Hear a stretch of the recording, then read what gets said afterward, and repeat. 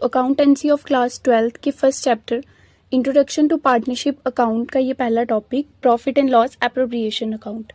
So profit and loss appropriation account is merely an extension of profit and loss account and is also termed as profit and loss adjustment account. It shows how the profits are appropriated or distributed among the partners. So profit and loss appropriation account है क्या?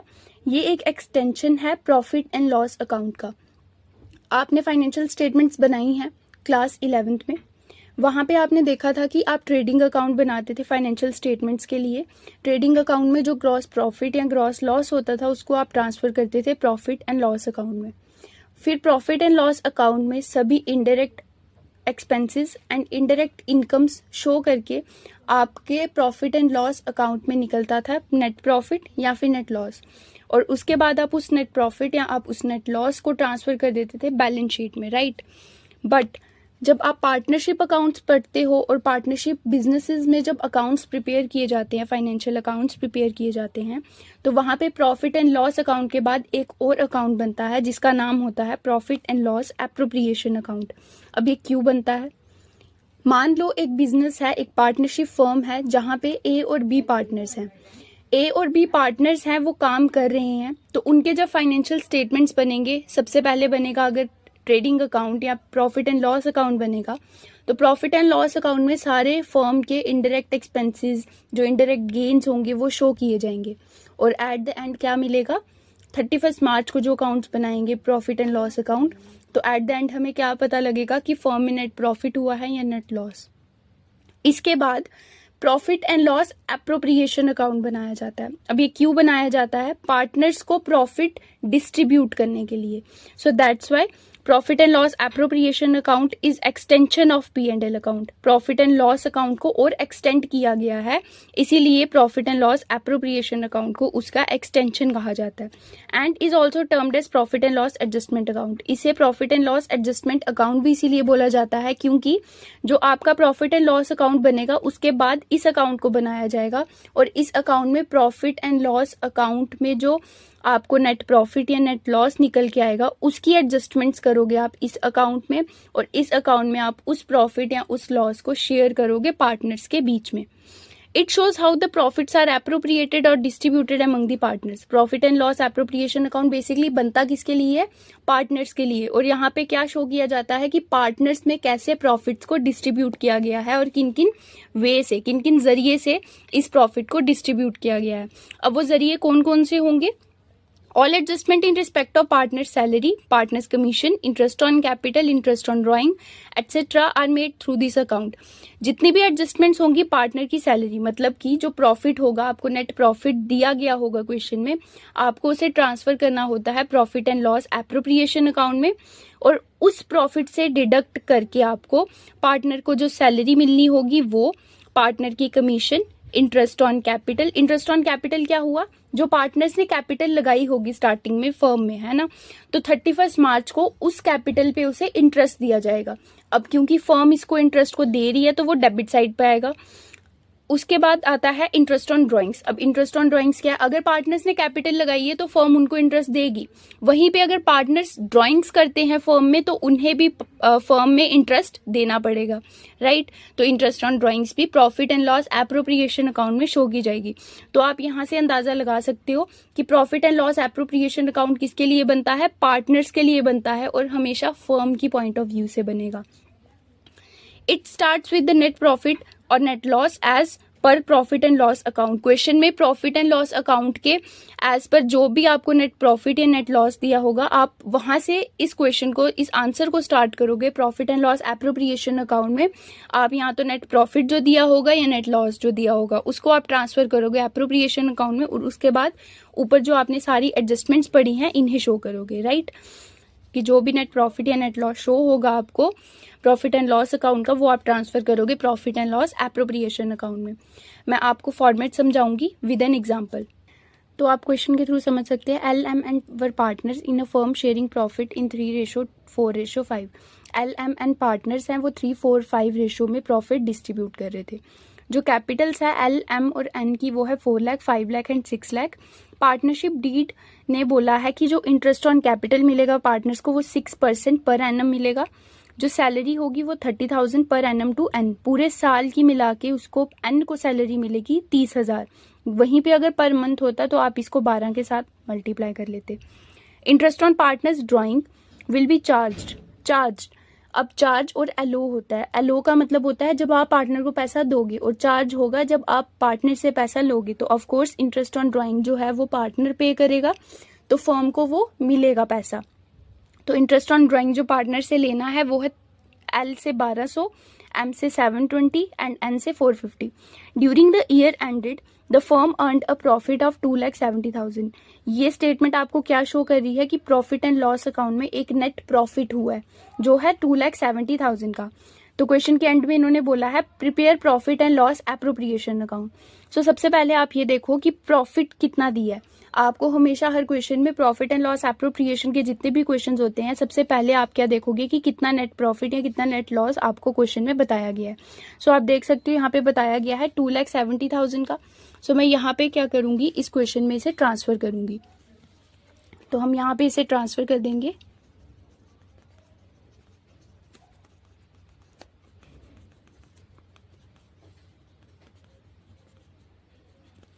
तो अब हम इस profit को transfer करेंगे यहाँ पे। अब क्योंकि ये प्रॉफिट एंड लॉस अकाउंट का था तो मैं यहाँ पे लिखूंगी by profit and loss account, और कितना था 2,70,000। अब यहाँ पे हमने by profit and loss account ही क्यों लिखा 2,70,000 में, आप यहाँ पे देख सकते हो एग्जाम्पल के थ्रू। जैसे कि मैंने यहाँ पे बनाया है प्रॉफिट एंड लॉस अकाउंट, ठीक है।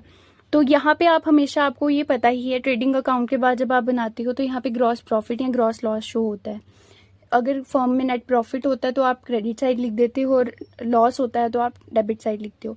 जितने भी प्रॉफिट एंड लॉस अकाउंट में इनडायरेक्ट एक्सपेंसेस होते हैं वो सब लिख देने के बाद, और जितने भी इनडायरेक्ट इनकम्स या गेन्स होंगी वो रिकॉर्ड कर देने के बाद, अगर आपके फर्म में नेट लॉस या नेट प्रॉफिट हो जाता है, जब फर्म में नेट प्रॉफिट होता है तो वो डेबिट साइड पे ट्रांसफर किया जाता है।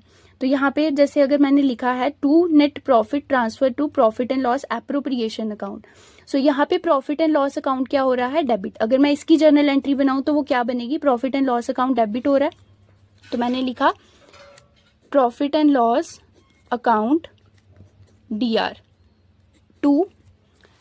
अब profit and loss account debit हुआ है, जब भी आप इस साइड की जर्नल एंट्रीज बनाओगे तो आप हमेशा डेबिट किसको करोगे, प्रॉफिट एंड लॉस अकाउंट को। और टू, क्योंकि देखो हमेशा टू के साथ टू क्रेडिट साइड आता है, और यहाँ पे भी टू ही क्यों आ रहा है, क्योंकि profit and loss account debit हुआ है और किसके अपोजिट पे हुआ है, इनके अपोजिट पे।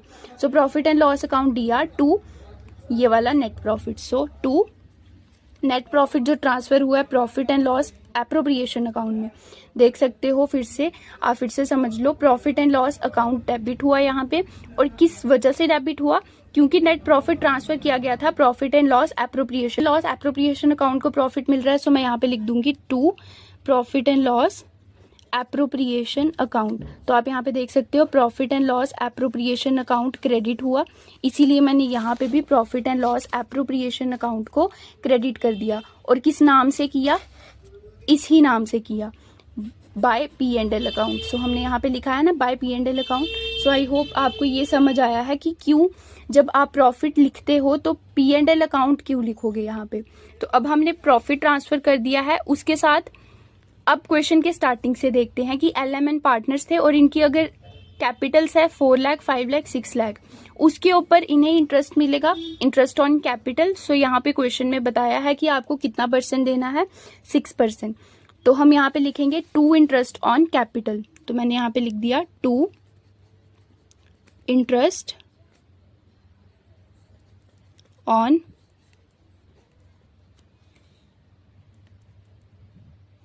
कैपिटल। अब देना किसको था, तीनों को, तो मैं यहाँ पे पार्टनर्स लिख दूंगी L, M and N।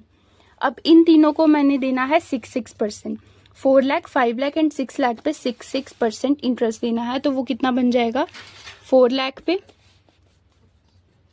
4 lakh पे, 5 लाख पे और 6 लाख पे।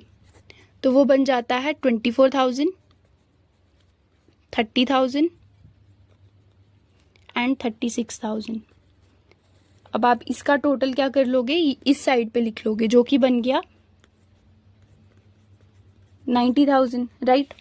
उसके बाद क्वेश्चन में क्या बोला गया है, सैलरी देनी है एन को। अब 30,000 अगर सैलरी हम एन को दे रहे हैं तो पार्टनर को सैलरी मिल रही है। अब दे कौन रहा है?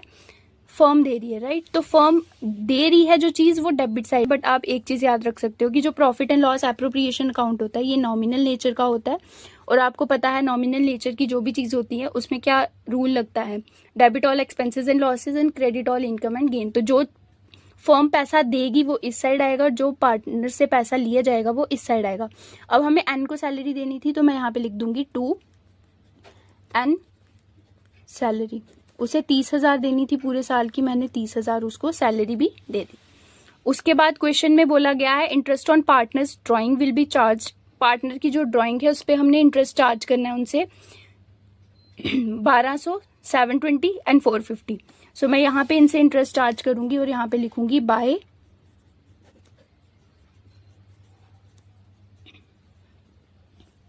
Interest on drawing L, M and N. L से हमने लेना था 1200, एम से लेना था 720 और एन से जो चार्ज करना था वो था 450। सो इसका टोटल कितना हो गया? 2370। उसके बाद आपको क्वेश्चन में क्या दिया गया है? उसके बाद प्रॉफिट दिया गया था 2,70,000 का, जो कि हम लिख चुके हैं। एंड में इन्होंने क्वेश्चन बस ये बोल दिया था profit and loss appropriation account show करो।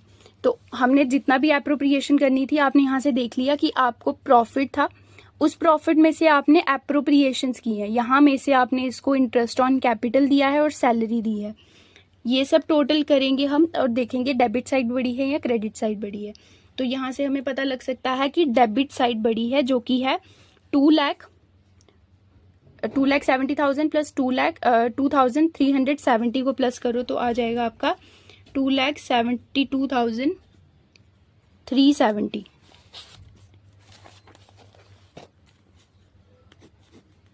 तो हम इसे दोनों साइड लिखेंगे और आपका प्रॉफिट कितना हो जाएगा? इस क्रेडिट साइड में से इस टोटल डेबिट साइड को माइनस करेंगे तो ये प्रॉफिट हो गया हमें। तो मैं यहाँ पे लिखूंगी 2 profit distributed to partners capital account. जो भी अब प्रॉफिट होगा फर्म में बचा हुआ वो आप पार्टनर्स के बीच में डिस्ट्रीब्यूट कर देते हो। तो इस साइड से माइनस करोगे तो कितना प्रॉफिट आया आप निकाल सकते हो, 1,52,370। अब इस प्रॉफिट को आप डिस्ट्रीब्यूट करोगे, किस रेशो में करोगे? इनकी जो प्रॉफिट शेयरिंग रेशो होती है। अब आपको मैं डिस्ट्रीब्यूट करना भी सिखा देती हूँ। सो आप देख सकते हो कि 1,52,370 प्रॉफिट है। तो मैं यहाँ पे लिखती हूँ कि 1,52,370 प्रॉफिट है। तो आपको इसे डिस्ट्रीब्यूट करना है 3:4:5 में। तो जो एल की रेशो होगी वो कितनी होगी? 3 उसका शेयर है और डिवाइड करते हो आप इनके टोटल शेयर के साथ। जितने भी पार्टनर्स होंगे उन सबके शेयर को प्लस करोगे तो 5 + 4 9 और 9 + 3 12, तो 3/12। और आप इसको किसके साथ मल्टीप्लाई कर दोगे? टोटल प्रॉफिट के साथ। प्रॉफिट जितना बचा है 1,52,370। एम का शेयर था 4/12 टोटल शेयर के साथ और मल्टीप्लाई कर दो सेम उतने ही प्रॉफिट के साथ। और एन का भी सेम हो जाएगा 5/12 मल्टीप्लाई 1,52,370। सो जो भी आएगा इनका आप यहाँ पे प्रॉफिट डिस्ट्रीब्यूट करोगे।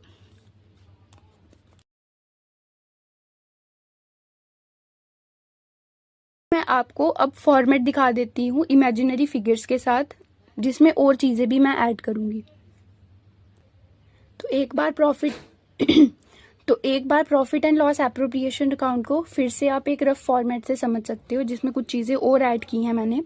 तो आप जो भी नेट प्रॉफिट होगा आप बाय P&L अकाउंट लिख के ब्रैकेट में मैंने आपको बस समझने के लिए लिखा है कि नेट प्रॉफिट यहाँ पे आप शो करोगे, ठीक है। So by profit and loss account में आप प्रॉफिट शो करोगे और अगर वहीं पे क्वेश्चन में नेट लॉस दिया हुआ है तो आप शो करोगे टू P&L अकाउंट इस साइड पे। पार्टनर को कोई इंटरेस्ट दोगे कैपिटल पे तो वो यहाँ पे आएगा। मान लो ABC पार्टनर्स हैं, तो ABC अगर पार्टनर्स हैं तो उनको कैपिटल जो उन्होंने लगाई होगी फॉर्म पे उसे उन्हें इंटरेस्ट मिलेगा इतना। पार्टनर को कोई सैलरी देनी है, पार्टनर को कोई कमीशन देनी है वो सब दे देने के बाद कई बारी क्वेश्चन में बोला गया होता है कि अब आपको क्या करना है, जनरल रिजर्व बनाना है। सो जितनी भी चीजें होती है वो सब शो करने के बाद आप एक रफ प्रॉफिट निकालोगे, जैसे आप निकालते हो क्रेडिट साइड में से डेबिट साइड माइनस करके, उस अमाउंट पे आपको जनरल रिजर्व दे देना होता है, ठीक है। उसके बाद जो भी प्रॉफिट्स होंगे या जो भी लॉस होंगे वो आपको इसमें डिस्ट्रीब्यूट करने होते हैं। अब आप कैसे डिस्ट्रीब्यूट करोगे, मान लो आपका प्रॉफिट निकल के आ रहा है 30,000 निकल के आ रहा है और ABC प्रॉफिट शेयर कर रहे हैं 1:1:1 में। तो आप डिस्ट्रीब्यूट करोगे, ए को कैसे डिस्ट्रीब्यूट करोगे, 30,000 मल्टीप्लाई 1/3, क्योंकि उसका टोटल शेयर 1/3 है। वैसे ही सबका होगा तो कितना प्रॉफिट आ जाएगा, 10,000 10,000 एंड 10,000, और इसका टोटल प्रॉफिट यहाँ पे सेम। अगर लॉस का भी वही है तो 10,000 10,000 एंड 10,000।